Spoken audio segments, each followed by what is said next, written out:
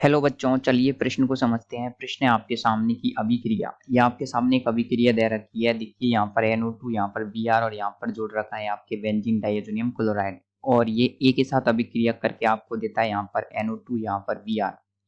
तो आपको बताना है इस अभिक्रिया में ए है, ए क्या होगा। पहला विकल्प है आपके सामने, देखिए पहला विकल्प क्या दे रखा है आपका। पहला विकल्प है कि HgSO4 या फिर सल्फ्यूरिक अम्ल। दूसरा विकल्प है Cu2Cl2।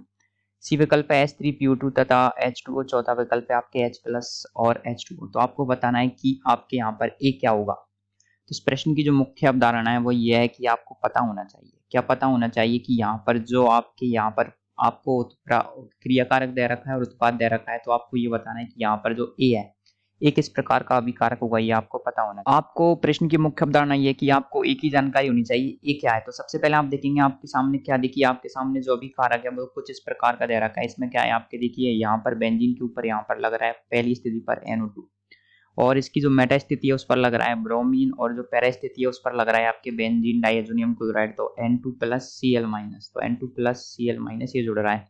इसकी अभिक्रिया आपने किसी ए के साथ में कराई है, तो ए के साथ में कराने पर हमको यहाँ पर ये प्राप्त हो रहा है। तो देखिए क्या क्या प्राप्त हो रहा है, आप देखेंगे यहाँ से क्या किया इन्होंने, जो N2Cl को हटा दिया, तो इसका मतलब है कि यहाँ पर नाइट्रोजन गैस निकली होगी, और साथ में Cl- किसी के साथ में तो अभिक्रिया करी होगी।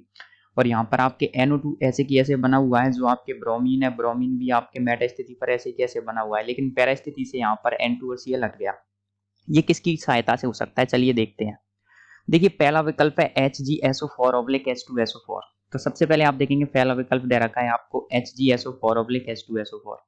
तो HgSO4/H2SO4 ये क्या करता है, देखिए इसका जो जो क्रियाकारक है ये क्या काम करता है, ये क्या करता है, किसी भी जगह पर अगर ट्रिपल बॉन्ड लगा हुआ हो, कहीं पर अगर आपके ट्रिपल बॉन्ड लगा हुआ हो, तो ये क्या करता है, उसको कीटोन में बदल देता है, कीटोन में बदलने का कार्य करता है।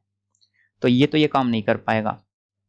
सेकंड विकल्प दे रखा है आपके सामने, वो है कि Cu2Cl2। अब Cu2Cl2 क्या करता है, देखिए Cu2Cl2 क्या करेगा, अब हम बताएंगे कि Cu2Cl2 क्या करता है। यहाँ पर से जो N2Cl को तो ये हटा देगा, मान ली ये बात, लेकिन ये क्या करता है, यहाँ पर क्लोरीन भी जोड़ देता है।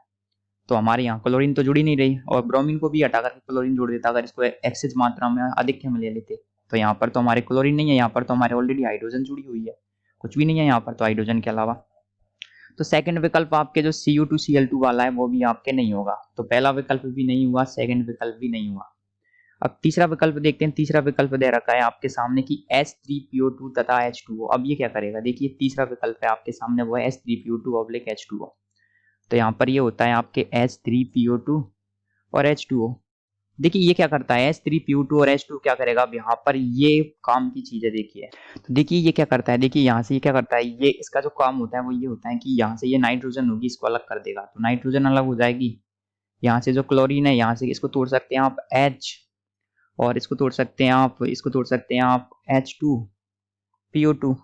तो जो क्लोरीन और जो हाइड्रोजन है वो क्या करेंगे, आपस में अभिक्रिया कर लेंगे, और अभिक्रिया करके बना लेंगे HCl। तो यहाँ पर आपको एक तो क्या प्राप्त हो जाएगा, नाइट्रोजन प्राप्त हो जाएगा, साथ में HCl प्राप्त हो जाएगा, और यहाँ से जो नाइट्रोजन था वो हट जाएगा, और यहाँ पर जो आपके NO2 जुड़ा हुआ था वो ऐसे कैसे रह जाएगा, जो ब्रोमीन थी वो भी आपके ऐसे कैसे रह जाएगी।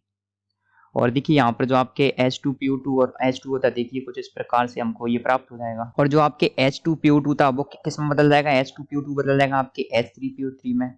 तो हमको यहाँ पर क्या क्या मिलेगा, देखिए हमको यहाँ पर मिलेगा, देखिए NO2Br, यहाँ पर नाइट्रोजन को इसने अलग कर दिया, HCl अलग अलग हो गया, आपके H3PO3 हमको प्राप्त हो जाएगा।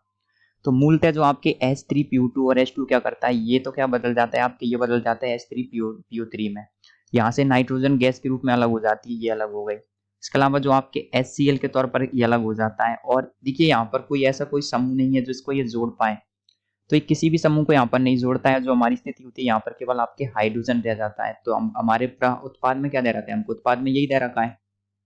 तो इस आधार पर आप कह सकते हैं कि हमारे सामने जो ए है, ए क्या हो सकता है आपकी H3PO2 और H2 हो सकता है। लेकिन इससे पहले हमारे पास में चौथा विकल्प भी दिया हुआ है, तो एक बार हम चौथे विकल्प को चेक करना चाहेंगे। चौथे विकल्प में क्या है, देखिए चौथे विकल्प में दे रखा है आपको कि H+/H2O। तो देखिए आपके जो H+/H2 क्या करता है, देखिए आपके जो H+/H2 होता है ना, ये क्या करता है, जब आप बेंजीन डाइअज़ोनियम क्लोराइड को जल के साथ गर्म करेंगे तो ये आपको फिनोल बना के देता है। तो यहाँ पर क्या हो जाना चाहिए था, आपके यहाँ पर आ जाना चाहिए था एक फिनोल, यहाँ पर हो जाता आपके NO2, और यहाँ पर होना चाहिए था आपके Br। लेकिन ऐसा उत्पाद तो हमारे पास प्राप्त हो ही नहीं रहा। हमारे सामने क्या दे रखा था, यहाँ पर आपके NO2 लगा रखा था, यहाँ पर लगा रखा था आपके ब्रोमीन, यहाँ पर थे आपके BDC। तो ये क्या करता है, जो आपके बेंजीन डाइज़ोनियम क्लोराइड को किसमें बदल देता है, फिनॉल में बदल देता है। लेकिन ऐसा तो हमारे पास में, जो हमारे पास में जो प्रश्न है उसमें दे नहीं रखा, तो आपके डी विकल्प भी गलत हो जाएगा।